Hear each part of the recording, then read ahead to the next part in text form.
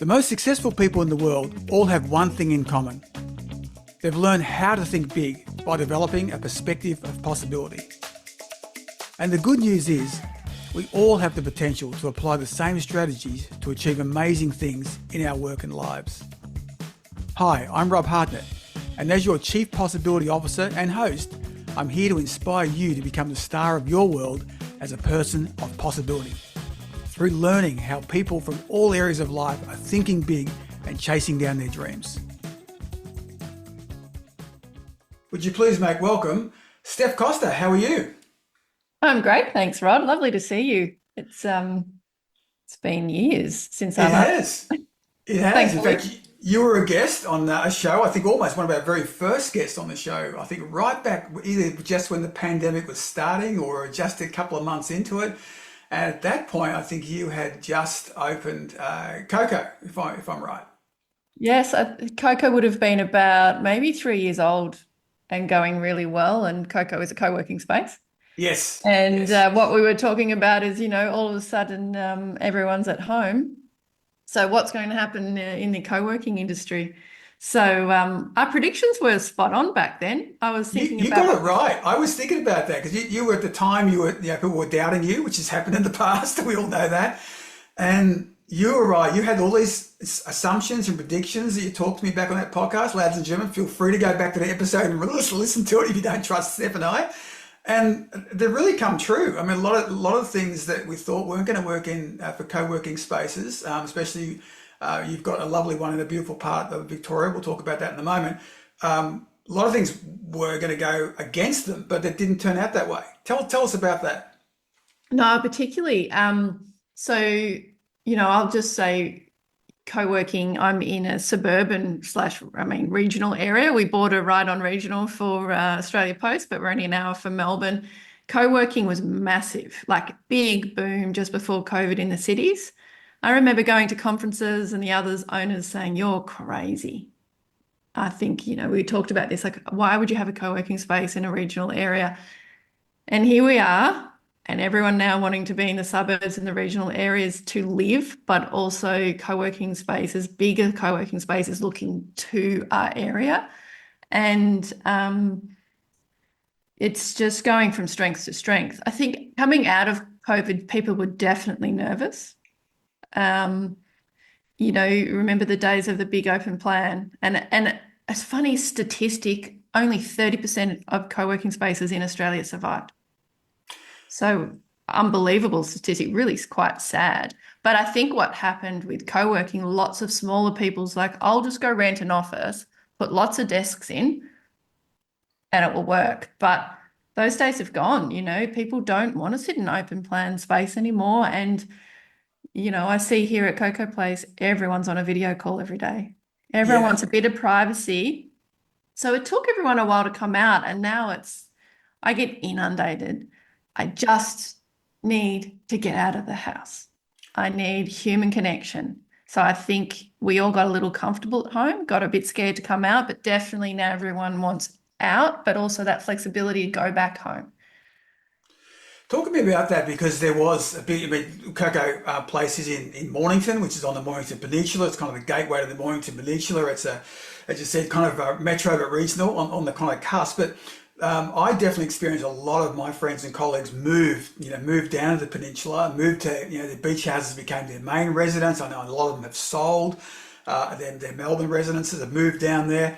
So there was that kind of comfort of working out of the beach house or working at a house on the peninsula. But then you also saw them say that. I just want to go back to that, where they went, hang on a second, this is a bit too much, or maybe there's two people in the house, or someone needs to get out, or we need to have that sort of sense of companionship or sense of community that's out there. So that's also, I think, some of the growth that you saw. Would that be right? Totally. Apart from my loyal members that were there, in the mud through COVID and stuck around, I honestly would have had over 85% or nearly 90% of my new members since COVID have moved down. So they're either young families, so kinder heading into primary school, or young couples, young professional couples buying their first home and living the lifestyle balance. the biggest factor is connection. And I seem to be the place people come and they've just moved down.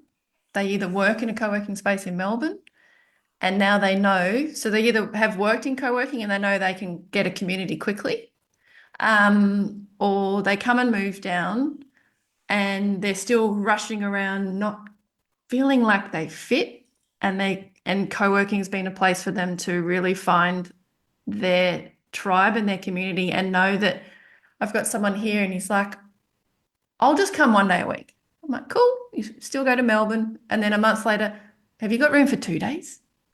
And now he's here full time and doesn't go back to Melbourne. And the mindset shift of, oh, it's okay. I can still do my job, be professional. And there's really great like minds and professional people around. Definitely seen a spike in it, a spike in professionals coming into co-working spaces, Right. whereas when we would have first chatted, it was startups, entrepreneurship. We still have them. A lot of them are doing their side hustle, but really a big spike in CEOs and professionals not wanting to be in HQ anymore and away from their staff. And I mean, there's the obvious, I need to get away from my wife. I need to get away from my husband. We both can't work from home anymore. Yes, You yes. know, that's obvious. But really, it comes down to community. And that is where the bigger spaces are struggling and where the trend is now is how do we harness community? And something that's always been my purpose. It's been a tough ride because with that balance comes loss of income or you're not really maximizing your revenue per square meter. But in the end, if you know what your purpose is, and it's really been community, and that's really held us strong, CoCo, through this period. So yeah, more than ever, people are just craving that connection across other industries. Well, it was interesting. I had lunch in Mornington a couple of weeks ago, and one of the person I was having lunch with, and I mentioned your name came up in dispatches, and the person's name was actually at CoCo, Bernard Pascal, and Bernard said to me, "Steph is just such a great community builder." And I thought that was really interesting because you see, and I said, tell me more about that. Because, oh, she's just so good what she's done with CoCo and how she's built people and she brings people together. And I was noticing what you spoke about purpose a second ago. And you said that I'm going to read this because I want to get it right. You said that you curate powerful working communities, right? Tell us about that. Why is that a passion and how do you do it? Because he was a client and it was completely not, you didn't know anything about it. That's what he said. He said, that's what you do. That's what Steph does. That's what's so good about CoCo. And he was recommending another person that we were there about CoCo. And he was talking about what you do. Tell us a bit about why it's important to you and how you do it, how you create these powerful working communities. Well, honestly, it's organically happens. There's no formula. I have to say, I have always just trusted my instinct. I know dickhead policy. Right. Good And one. what I mean is I try and meet people first and I instantly get goosebumps.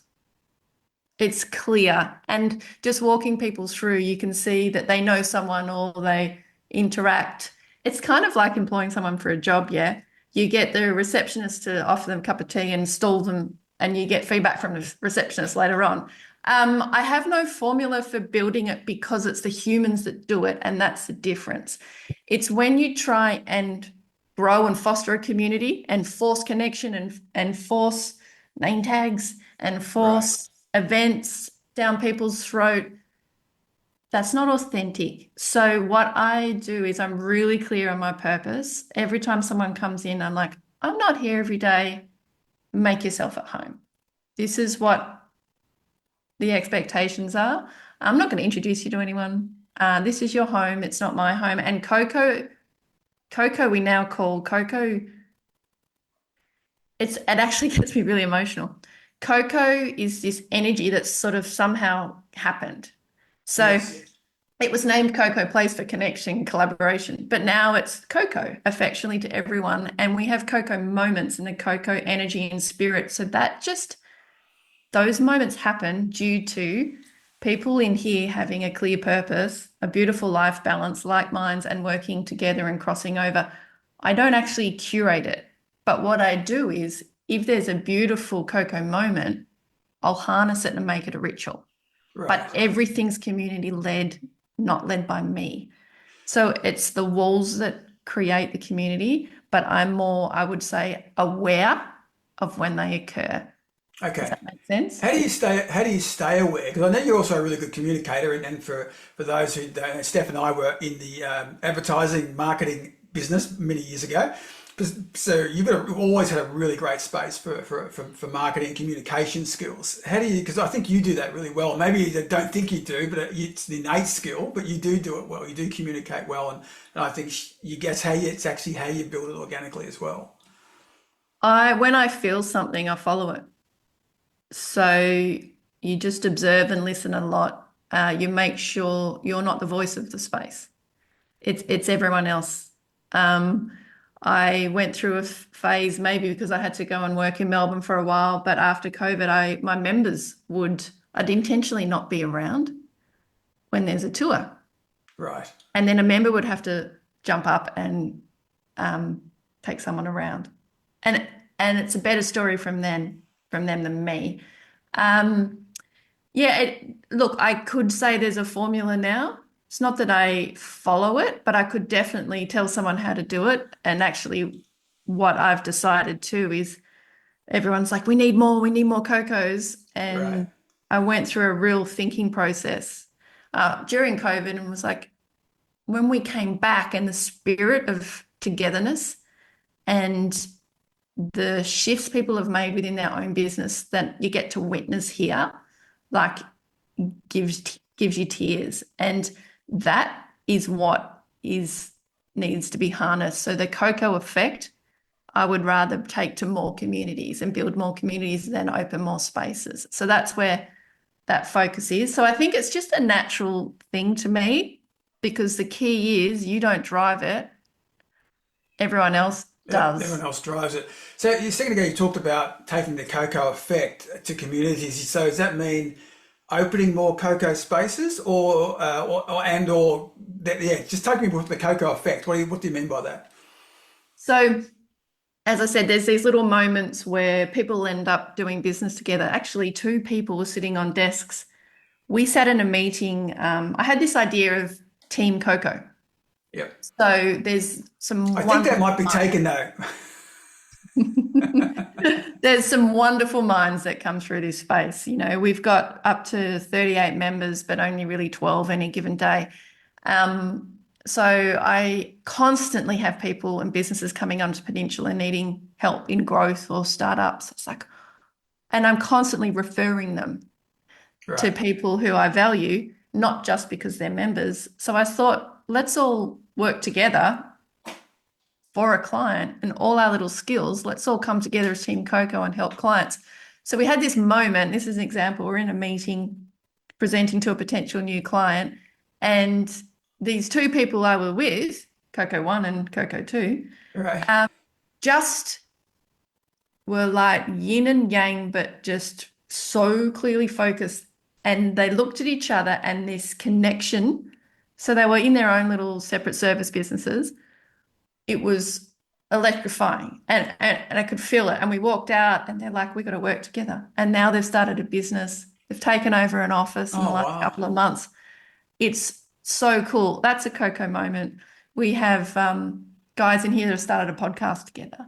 It's a Right. CoCo moment. There's just like someone's down and everyone's there to support, but it just happens. Or someone's client may walk in and you've known them from 10 years ago. And it's that, oh, okay, that person's going to be good to work with because I know that they're friends with Rod. Yeah. Yeah. Um, Yeah. but these moments just keep, and when you're witnessing them, even if they're not your moments, they keep you alive.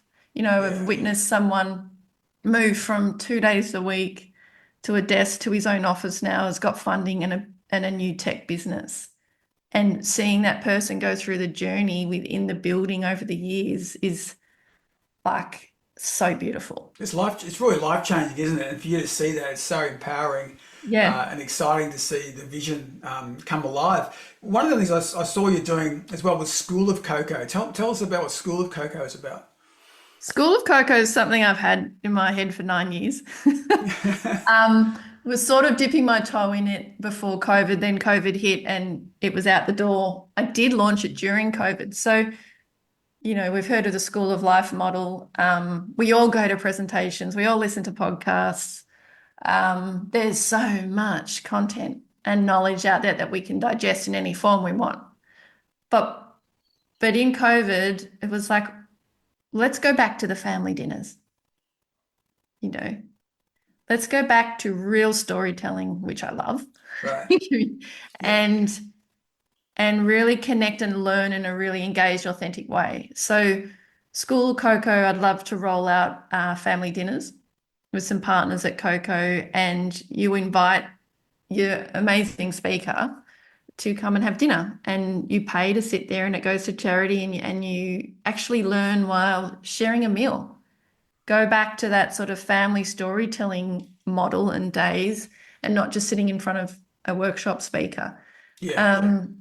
There's also a young entrepreneurship program. So we've got someone in now, but I used to do that a long time ago. And the extension to that is, okay, we've got all these wonderful minds and people wanting to give back. And particularly, so annoying to say the pandemic, but people do, I've found, I'm sure it's everywhere, but I'm finding here people really do have more purpose-filled lives and work balance. Giving back is, as we all know, a huge part of that. To have mentorship program and virtual boards from our members who can help other businesses. So School of CoCo will sort of come to life in various forms. And that's where that CoCo, we go back to what's the CoCo effect. It doesn't have to be in a space. Right. It's bringing together minds of different people who want to give back in a real way. So I'm looking at setting up, boards that you can rent for a month to give you advice and mentorship at just the home. I really like that idea. In fact, the crazy thing about it is it still gets back to what CoCo stands for, doesn't it? Correct. It's right back to that community and collaboration. So it's really it's really living and breathing, isn't it? I mean, I think it's not a building. I understand that a lot better now. It's not a building. It's really about the effect and the action that happens. And I've rented and used a lot of co-working spaces. They're pretty sterile, the ones I've been in. I mean, they're kind of nice. I mean, you might have nice coffee and people kind of nice, greet you, and a good reception. But yours is going, and I think that's why people talk about it so much. It really has uplifted and kind of almost like co-working on steroids, but it's that community side and that collaboration, which is really the reason people are going there. It's actually not for the lovely furniture and the nice coffee. It's actually for the connection side, which I think is really cool. You've also done, you've also got a podcast studio now as well. I noticed you've put that in. So I think, how's that going? And secondly, tell me about other innovative ideas like that you might be doing in the future. I think we had a discussion about this, and in our first podcast, you're like, what's your business plan? And I said, I'd love to say I'm planned, but I'm not. I just go with the feel. So in COVID, remember the builder calling, going, I've got a week of work. Can I get in? And he came in and we drew on the ground what I wanted. I said, we're going to need more meeting spaces, and podcasting and content creation is going to be a thing. It's a thing. I think. and it's more than a thing now, isn't it? I've got, the clientele I have coming in are people going, I've been told got to do a podcast, and I have to do a podcast. So I'm really getting the first timers. I've got the really great equipment. I set it up for them, press record, give them confidence. I'm not an expert at all. I'd like to be. I'm going to do more research into how to help people develop podcasts. I don't want one.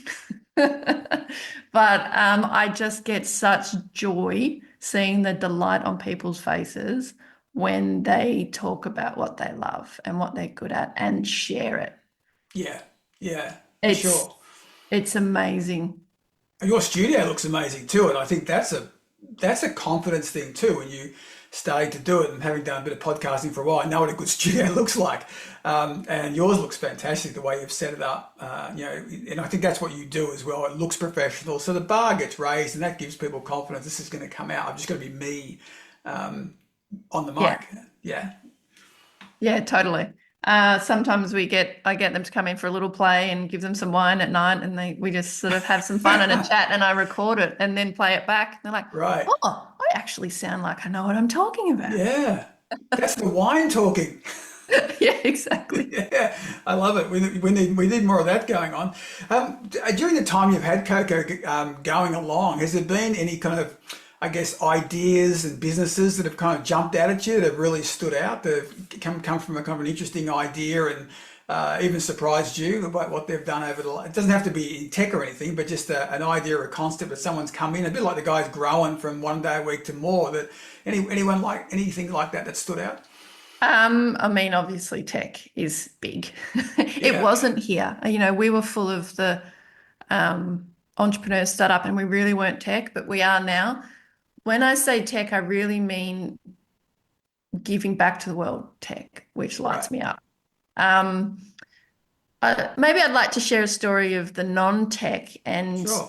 the what really helps our community is the not-for-profits that have free memberships here and what they bring. I've got a beautiful story of one of our members and local beautiful humans, that everyone knows locally.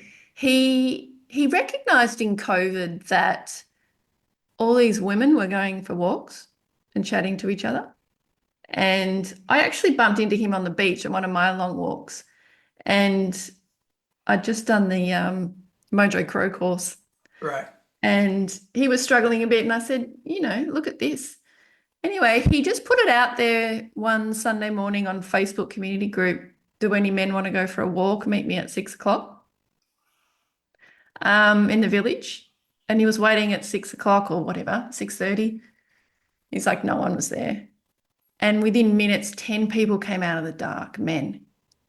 Oh, and watching this idea in the last year has gone from we're going for a walk every Sunday for an hour to the coffee that goes for an hour and a half to there's now 50, 60 men turning up, Wow. having conversation. And just see them walking through and Right. coming up Right. the beach is just like That's amazing. singles to now locations around Victoria to doing a collaboration with a coffee brand down here on the peninsula and Yeah. giving back. Right. And then the coolest part is that effect where these men that are walking and sharing lives and stories are now helping within the community. They're helping the food banks, they're helping build something to support you know, women and youth, and they're actually taking those people are actually going to help others. So it's called Sunrise Wanderers. Right. I was going to ask you the And name. Yeah, it's pretty cool. just, they've had a couple of meetings where they use CoCo Place and they're mentoring youth. So you can imagine the minds in there's a lot of retirees that have moved down in COVID, Yeah. moved to their holiday house, and they want Yeah. to give back. So Yes. there's these beautiful generations of knowledge and skill. And so that has been the most simple idea that turned into something so impactful that is really exciting, I think, to see where that goes. Yeah. That's like. I mean, that is again life changing. What a great moment. Meant to be. You met on the beach. And I'm sure you had some. You're inspirational in terms of kind of changing that around. And I think that's really interesting. As I agree with you too. There's been a lot of retirees, or even just sort of semi-retired, going down that way as well.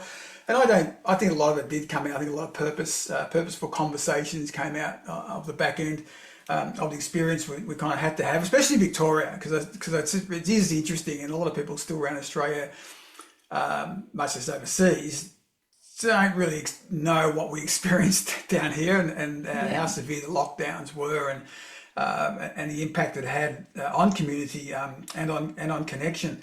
So yeah, I think that's really interesting. I love the idea that's come out of that. So you got tech ideas, of course. I think also it's changing the type of people who are coming in. You've spoken about the different types of people that are coming in, and you keeping up to date with that. How do you keep up to date with all? Do you have to? Are you adding new technology into CoCo as well in terms of that streaming, internet speed, data centers? Is AI impacting your business at all? I'm Yeah. interested to know. Yeah, funny you say that. I've had a month of my head in developing an app. I've launched an app today. Of where you course can you book have. online. Well, if you look at the trends, I mean, there's a few things to answer there. First of all, you look at the trends in co-working, and the people coming in now, there's a lot of younger people. I used to be like, I've got to meet you before you come in. And Yeah. now people just need to book meetings, desks. We all book our GP appointments online. Mm, So I call them the commitment phobic generation. right. Yeah. They need to just book and use, and they don't want to, they don't need to interact with a human, Yeah. get the service. So I've opened up the doors to them, which is exciting. And it's really nice to have that generational range within the Right. space. Yeah. In terms of AI, it's definitely affecting the industry in a positive way. So we all need to make sure our tech is ready to support it, which is what I've been working on. There's AI integration across spaces. So obviously the biggest shift in work is hybrid work. Yeah. So there's teams at home and they may go to HQ for a meeting. But through Google Calendar now is Google Spaces. So someone from home you might have a meeting scheduled with some of your team members across the state on Thursday, and the AI will pick up, hey, you could go and work at Mornington together at this time in this space. Right. So using AI to connect calendars to pop up options to go and work somewhere together for the day. So that's that sort of movement. Right. Well-being, apart from AI, and AI with well-being's huge and a massive opportunity in co-working because it's such a focus for everyone. Mm, And I yeah. love that the young generation now are posting photos of their gym workouts and not their fake tans. Well, they are, but Fake tans at the gym workout. fake tans at the gym. Yeah. So well-being's huge. So being able to provide, first of all, an environment that makes you is well to work within, but where you can have your well breaks. There's some great spaces popping up, new builds in Melbourne. I was talking to an architect who I work with, and they've got a new level going into an office building with saunas and plunge pools and infrared Incredible. this and that and food. And the new office buildings and co-working spaces need to consider well-being. Mm. Yeah, I was in an office building. Well, actually, it wasn't an office building. I was in a co-working space, meeting with somebody, someone I'm collaborating with. And what was interesting was this co-working group are putting theirs inside shopping centres. So they're not in corporate environments or in the CBD. They're actually out in the suburbs, but actually in shopping centres. So uh, the food is all around you, the buzz is all around you. You can do your shopping there at a Woolworths or a Coles or an Aldi, and then you can also come back to work. It was fascinating. That's where they've decided they're going to put their space. So yeah, innovation. Yeah, absolutely. And innovation in co-working too is niche spaces. So I'm really interested in that one and what's happening overseas. Right. What sort of Crypto. niche? What sort of ones have jumped out at you in terms of There's niche spaces? big crypto building in Texas. Right. Because when I mean niche, and it could be hairdressers. Yeah. Um, we go back to community. They're all going to support each other and they're all like minds and help each other through. They're not just working on their investments at home. So niche spaces and specialized spaces are definitely the future Right. because there's more need now. Yeah. So Yeah. you don't have to be everything to everyone. Yes, I think that's a good idea. I think people have also specialised as well. So they're looking for more like-minded communities. In fact, I was just on a call with my like-minded community this morning, and my wife said to me, "Oh, how was the call?" And I said, it's just really good being on a call with other people who do what I do and run into the same problems I do, and we're actually solving it. People are volunteering how to solve this particular problem, which is really unique to a speaker or a podcaster. It's really, and it is super helpful, because So time is poor, but it was a really super helpful 45 minutes. yeah. So, but what if you worked in the same environment with those people every day? Can you imagine your wellness, your growth, your idea generation, your everything? There's a podcast 7-level building and content creation studio, co-working space in LA. And Wow. that's exactly what you were just talking about. Yeah. Your community together, you're all working on your side gigs Mm. and brands, but together you're stronger. Yeah. And, I remember we talked about this in COVID. That's a trend where competition is your best friend. Yes. Yeah. Co-opetition, I think we call it. Yes. That's what it is. But I think you can really learn so much too. As long as you're open-minded, growth mindset. I mean, that's kind of like you haven't got that, you might as well not do that. But if you've got that going for you, you can always learning from somebody else and referring, and you get to know each other. And I mean, that's literally what happened to me during this group meeting. I found one person. I had a client ask me for something that I don't do, but thought I might know somebody. And at the time I didn't, but I was on my call and I go, hang on a second, Michelle, can you just on chat, do you actually do this? And she's like, oh yeah, so I'm a specialist. I said, great, we're chatting. And now I've just gone back to my client. He's someone I trust. I know what they do.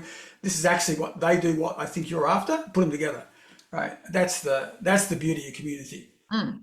Yeah, it's the beauty of karma because it always comes around. Oh, absolutely. And Yeah, when you ask me what's a CoCo energy and what a CoCo moment is, that's it. yeah, yeah. And I And think that cocoa there's no effect is that, isn't formula. it? No, but it is. It's sort of in the ether. It's kind of out there. I'm going to say it's the vibe, but it's kind of like that vibe. Hey, let's switch gears just for the last couple of questions I had for you, because I know you're super busy at work, but you're a mum. You got 3 kids, and I know, and one of them is a professional athlete. Tell us a bit more about. Is that Tilly who's the professional Yeah, he's athlete? silly. First of all, I love all my children and they're all amazing athletes, in their life. But yeah, poor Tilly has the limelight on her. She's just turned, oh maybe, yeah, she's 15. Right. And during COVID, oh gosh, we're saying that silly word again. Yeah. Um, she was an academic. Well, I think she's pretty academic, but she Yeah. doesn't love it. She would smash out her work and lunchtime go and meet the boys and build jumps and ride motorbikes.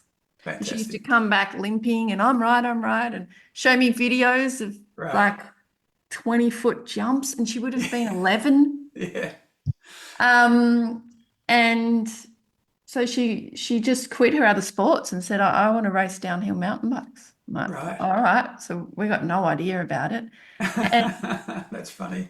I have learned so much from her. Yeah. It's the most amazing sport. For one, thankful for her that most weekends in the season I get to go to a mountain, my favorite thing. Yeah. But the ability to trust oneself and one's body and mind at such a young age, all of the athletes on the track, I'd love to say especially the females, Mm. but is something you've got to witness to believe. So the Yeah. problem solving, the resilience, people say to her, oh, she must be fearless and crazy. Absolutely not. She's got the strength of mind, the knowledge of her ability, and the belief and the passion. So as a parent, she's honestly risking her life every time she hits down that hill. Correct. Correct. And what I learned very quickly is she's all right. I need to manage myself for her to be successful. Yes. You're 100% correct. In fact, there's a very interesting statement people make to you, and they say, as parents, look, as parents, you shouldn't get your children to do anything that you're not prepared to do. Right now, that's not true, because I tackled the motocross track at one point when my son was motocross racing, and I thought, you know what, I really should go out there, and I got him into motorcycles. And I used to motocross race years ago. I tried his track, and I'm like, no, that statement is complete BS. I cannot do what they do. I'm just not No. wired that way. I couldn't make decisions fast enough. But I think as adults also, I know consequences are coming off, so I have this thing in the background. And so there are things, no, if your kids can do stuff, you don't have to go and do them. You have to support them at 100%. I love the way you know more about probably now tire pressures and shock absorbers and all sorts of grip gel and stuff that you probably didn't know 5 years ago. But you got to support them for it. And I love the fact that the speeds that she's doing and the downhill stuff that she's doing is super exciting. It's so exciting. And I think she's probably doing well because we have no idea. And apart from my first race, where I thought, oh, this is fun. I'll go walk up to the rock garden. Right. Yeah. And I saw the first person come down and end up spinal dragged off. I was Yeah. like, oh, I don't know if I want to watch this. I found the beer tent at the bottom Right. and calmed my Right. nerves. To her coming down, I'm like, you can do the beeline. Watch out for the tree. Don't do this, don't do that. And we just did not have a good day. And then I listened to some podcasts and sort of reflected on it, going, that was all me and my fear. And now I don't say a word. She packs. I just make sure she's hydrated and eating good food, sleeps. And I give her rocks every time and say, I love watching you have fun. Go for it. That's all you can do, and I think it's a really good approach. And I've started like especially when my oldest son Ben was racing. There was a really funny part that all the dads would come out to the kids. This is when he was motocross racing and dirt bikes on the start line, and we'd all have our prep talk. And the kids are all like, wah, and they got their goggles and their helmets on, and that we'd always come up and give them some like go for that one there, watch that part of the corner, or don't forget the break. And I remember later on at the end of season kind of awards night, the kids are all together and they're going, they said to the dads, you guys know we have no idea what you're saying. We can't hear anything, so we just nod in our helmets to make you feel good. We got no idea what you're saying. And we're all going, oh, we felt we were encouraging. They're going, no idea. You might, in fact, it's actually distracting. Can you not do it?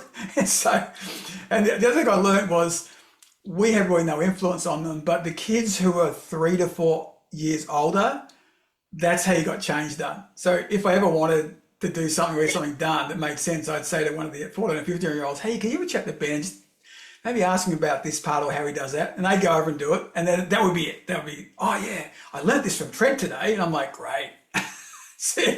Because we were just too old. We weren't part of the scene, and and also moved on way faster than when I was ever doing it. Well, the beauty about mountain biking, and Tilly's actually said this because she's come from an elite team sport, right? Is no one's at the start gate. You can only see them at the finish line. You can't see them riding. Yes, you've got your splits on and you're watching them come past splits, which is the most terrifying thing to see if they've stopped. But there's no one telling her, there's no coach, there's no judgment, and we can't see. So it's just them and the track, and I just think that's beautiful, and that's one of the reasons she loves it. Yes, it's so cool. I like when you said it's just her and the track, and I think that's all distractions are out. It's almost like I've heard some people describe it like finally on the start grid, which is like finally I'm home. Like this is home for me. This is just me and the track. It's funny that for there's definitely personality types that are in this sport. Sure. And they all say it's where my mind's most quiet. But if it was all of us, it'd be like, oh, I'm going to die here, there, that's going to hurt me. I heard this beautiful thing on the Diary of CEO podcast yesterday. And he said, focus on the pedals, not the podium. And that's a life message. And I was like, gee, isn't that true? Like that you watch, and this is the inspiration I get from all of these athletes on the track, is they can only be in the present moment to get down and survive. Like it's remarkable. Yeah, they are. So which is amazing. But she's also Tilly's now in a team as well. Is that right? So she's in a squad. She's very fortunate. Well, she's worked very hard for it, done it all herself. We don't get involved. She's she rides for Peninsula, Australia, which is a brand from Andorra. And within that team, they've got sponsors and support. So it's wonderful. She has a mechanic at national races and she's a part of a team. She's the only junior rider. So there's a pro girl and 2 males, and they're just beautiful. So that's when it's really nice when she gets to have these mentors and support. So that's had a massive impact on her performance. Yeah, no doubt. And I'm going to say onwards and upwards. The fact that she's going downhill doesn't make sense, but you know what I'm getting at. So a couple of things. Let's talk about this. Where can people find out more about CoCo? What's the website, socials? Would you recommend? Yeah, website cocoplace.com.au and Instagram co.co place. Beautiful. And tell us about Tilly's got some socials, so people want to find out a bit Oh more yeah, about Downhill. What's she got? Tilly Bodle, one word. Tilly Boadle, one word. Oh, and that's on Instagram and all the Yeah, kind of social stuff she's got. Instagram. So I'm sure there's all TikToks and things I don't know about, but yeah. yeah. Look out for her at a Downhill space. Now, does she practice at the main ridge ones? Like, there's one Yeah, at Main Ridge. She's practiced there. there's a Red Hill Tracks, but Okay, next that's the one door I'm thinking. is their secret, not really secret, Eaton's Cutting. Okay, not Private secret lane. anymore. That's hardcore. I've walked it. You've walked it. That was enough. Okay. Yeah, exactly. I think that when you walked it, you go, that's enough, and someone's going to ride it. That's probably where you and I would stop. Hey, Steph, great to catch up again. So excited at the progress that CoCo has had and the CoCo effect. And as I said, look, I was with two other people, and they were talking about you and talking about CoCo, and so the brand is very real. And I really like the CoCo effect, and hopefully people have got some just finding what's really possible that comes out of we say that word again, the pandemic, but actually what went through it and what's possible now going forward, and some of the inspirational stories you showed. And even, your family and your kids are so lucky to have a mum like you who kind of has that innovative growth mindset as well. So thanks so much for being on the show. Oh, thanks for saying all those lovely things. No Pleasure. problem at all. Thanks, Ron. No worries. Thanks, Steph. I hope you enjoyed this episode of the It's All Possible podcast. You can contact me at rob@robhartnett.com or my website, robhartnett.com, or on LinkedIn. Remember to check out the previous seasons and episodes of the podcast and the show notes for more details on this episode's guest. For more inspiration, remember to check out the It's All Possibility playlist on Spotify, which contains a collection of upbeat, positive music I use for inspiration in my live performances.